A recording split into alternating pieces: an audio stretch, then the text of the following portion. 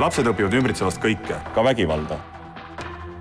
Aga kellelt õpivad nad seda? Et vägivald pole lahendus. Sinult. Sinult. Teise inimese peal võid näidata oma jõudu spordiringis, mitte väljaspool seda. Päriselus mees ei alanda, ei mõnita ega alaväärista naisi. Ründamine on nõrkuse tunnus. Vaata, kuidas ennast ja oma lähedasi vägivaldse suhte eest hoida. avasilmad.ee. Дети учатся от окружающих всему, и насилию тоже. Насилие на экране может передавать художественный смысл, но в действительности это разрушает человеческие жизни.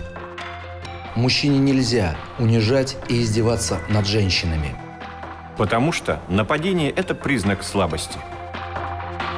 Подумай, как уберечь себя и своих близких от насильственного отношения. avasilmad.ee.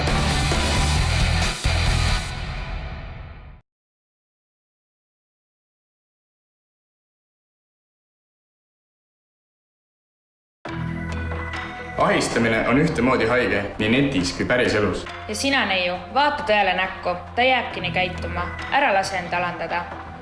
Ja veel netist rääkides, ei tasu usaldada tüüpe, kes chatis magusat juttu ajavad ja sul pilte lunivad. See ei lõppe kunagi hästi.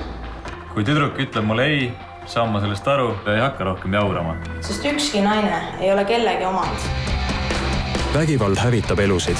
avasilmad.ee. Домогательство одинаково болезненно, как в интернете, так и в реальной жизни. Если говорить об интернете, то не стоит доверять типам, которые сладко беседуют в чатах и упрашивают тебя фотографии. Это всегда опасно. И ты, девушка, смотри правде в лицо. Он так и дальше будет вести себя.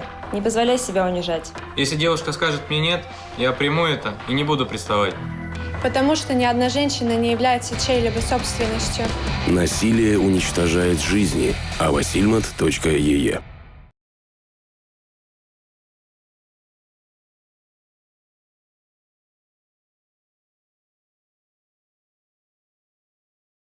Keegi ei taha elada peres, kus alati kui isa koju tuleb, tekib ema surmahirm. Me ei pea vägivaldset elu kannatama. Meil on jõudu.